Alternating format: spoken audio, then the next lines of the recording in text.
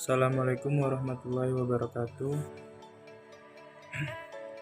Saya Muhammad Abdul Aziz dengan NIM 63040200047. Di sini saya akan menjelaskan tentang materi pusat-pusat pertanggungjawaban keuangan. Nah, yang pertama yaitu pengertian. Pusat tanggung jawab merupakan organisasi yang dipimpin oleh seorang manajer yang bertanggung jawab terhadap aktivitas yang dilakukan. Kemudian pada hakikatnya atau sesungguhnya, perusahaan merupakan sekumpulan pusat-pusat tanggung jawab yang masing-masing diwakili oleh sebuah kotak dalam bagian organisasi. Kemudian dari sudut pandang manajer, senior, dan dewan direksi, perusahaan secara keseluruhan itu merupakan pusat tanggung jawab.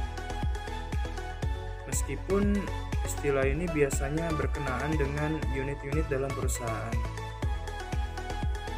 Kemudian juga di sini terdapat sifat-sifat pusat tanggung jawab. Yang pertama, pusat tanggung jawab muncul guna mewujudkan satu atau lebih maksud yang disebut dengan cita-cita atau keinginan. Nah, yang kedua, karena setiap organisasi merupakan sekumpulan pusat tanggung jawab, maka jika setiap pusat tanggung jawab telah memenuhi tugasnya, maka cita-cita organisasi tersebut juga telah dicapai. Kemudian yang ketiga, cara kerja setiap pusat tanggung jawab yaitu yang pertama, 1. Pusat tanggung jawab menerima masukan atau saran dalam bentuk bahan baku, tenaga kerja, dan jasa-jasa. Kemudian di sini juga ada jenis-jenis pusat pertanggungjawaban. Pusat pertanggungjawaban keuangan adalah pusat pertanggungjawaban di mana tanggung jawab setiap individu didefinisikan setidaknya sebagian dalam istilah keuangan. 4 jenis pusat pertanggungjawaban yang dapat dibedakan, yaitu pertama pusat investasi, kemudian pusat biaya. Nah, pusat investasi adalah pusat pertanggungjawaban di mana manajer memegang pertanggungjawaban terhadap pendapatan. Kemudian biaya dan tingkat pengembalian investasi. Nah, pusat biaya sendiri, pusat laba merupakan pusat pertanggungjawaban, yaitu di mana manajer memegang pertanggungjawaban atas laba maupun biaya. Manajer pusat laba tidak memiliki kendali atau dana-dana investasi. Nah, kemudian nomor 3 yaitu terdapat pusat pendapatan. Adalah pusat pertanggungjawaban di mana manajer memegang tanggung jawab akan menghasilkan pendapatan yang merupakan ukuran output. Kemudian keuangan, jika pengeluaran sesuai dengan penghasilan, maka unit tersebut akan menjadi pusat laba pada hakikatnya. Pusat pendapatan merupakan unit-unit pemasaran atau penjualan yang tak memiliki wewenang untuk merupakan tenaga jual dan tidak bertanggung jawab atas harga pokok barang-barang yang mereka pasarkan. Nah, yang keempat yaitu pusat laba. Pusat laba merupakan pusat pertanggungjawaban di mana manajer juga memegang pertanggungjawaban atas laba maupun manajer pusat laba tidak memegang pusat laba atas dana-dana investasi. Kemudian manajer pusat laba seringkali dievaluasi dengan membandingkan laba aktual dengan laba yang ditargetkan atau dianggarkan. Kemudian, pembagian pusat biaya terdapat dua, yaitu pusat biaya teknik, standar, dan penjelasannya. Elemen biaya yang benar-benar terjadi dapat diukur secara pasti atau tepat karena mempunyai hubungan yang erat dengan output yang dihasilkan. Ciri-ciri pusat biaya teknik: yang pertama, inputnya dapat diukur secara moneter, inputnya dapat diukur secara fisik, dan yang ketiga, jumlah rupiahnya optimal. Dan input yang dibutuhkan untuk menghasilkan satu unit output dapat ditentukan. Nah, yang kedua, pusat biaya kebijakan adalah pusat biaya sebagian besar yang terjadi untuk mempunyai hubungan yang erat dengan output yang dihasilkan. Ada beberapa pembagian pusat biaya, yaitu pusat biaya administrasi dan umum, kemudian pusat biaya penelitian dan pengembangan, dan pusat biaya pemasaran. Nah, yang selanjutnya, karakteristik pusat pertanggungjawaban umum yaitu penyusutan anggaran. Manajemen membuat keputusan anggaran untuk pasar, beban kebijakan yang organisasinya yang terpisah dari beban teknik. Selanjutnya, manajemen menentukan apakah anggaran operasi yang diaplikasi atau diajukan bisa mencerminkan biaya per unit dari pelaksanaan tugas secara efisien, yang menjadi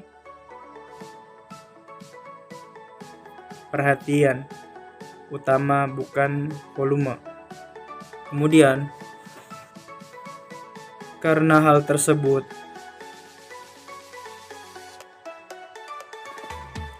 sebagian ditentukan oleh tindakan yang dimana oleh pusat pertanggungjawaban lainnya. Kemudian, dua, variasi biaya. Para manajer cenderung untuk mengevaluasi perubahan yang terkait dengan penelitian.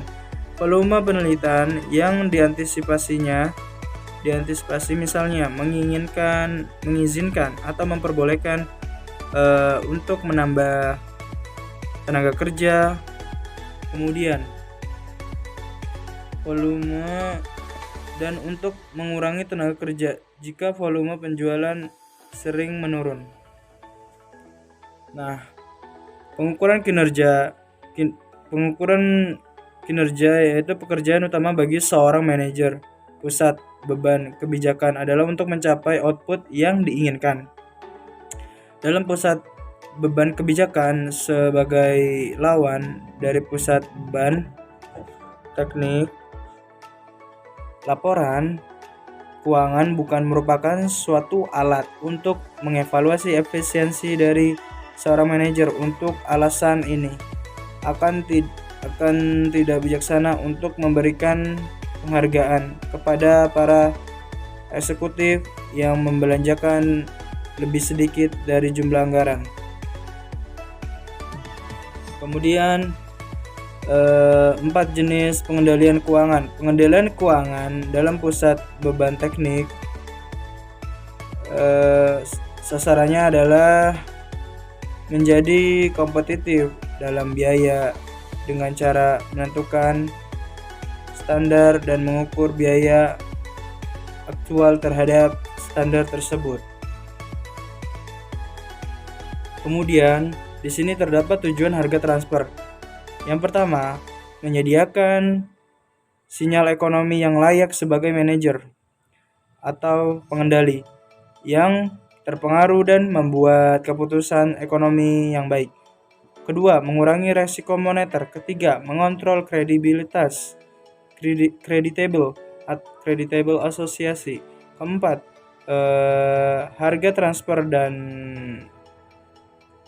pengukuran laba sesungguhnya harus menyediakan informasi yang berguna untuk mengevaluasi kinerja dari pasar laba dan manajernya.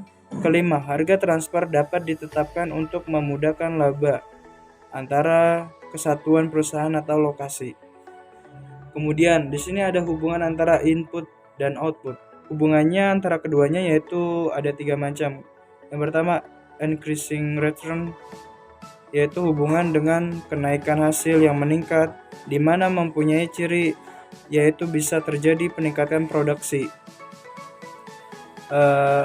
senantiasa bertambah dengan ditambahnya satu satuan faktor produksi. Kedua, constant return, yaitu hubungan dengan kenaikan hasil yang tetap dengan peningkatan produksi senantiasa konstan pada peningkatan satuan-satuan faktor produksi. Kemudian 3, decreasing return, yaitu hubungan dengan kenaikan hasil yang menurun akan terjadi peningkatan hasil yang semakin berkurang dengan ditambahnya satu satuan faktor produksi. Kemudian di sini ada cara mengukur input dan output. Yang pertama, dalam sistem pengendalian manajemen, satuan kualitas diterjemahkan ke satuan moneter yang merupakan penyebab umum yang memungkinkan nilai dan berbagai sumber daya yang beragam atau bermacam-macam untuk digabungkan dalam dikombinasikan.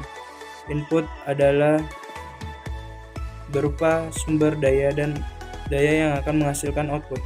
Contoh, 1,5 meter kain dapat menghasilkan satu buah blus atau baju dengan pendek dewasa.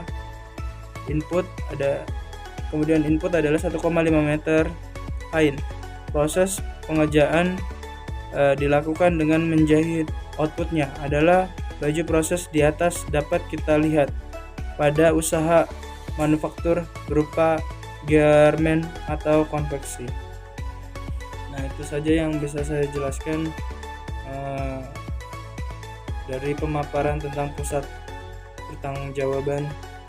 Kurang lebihnya mohon maaf. Wassalamualaikum warahmatullahi wabarakatuh.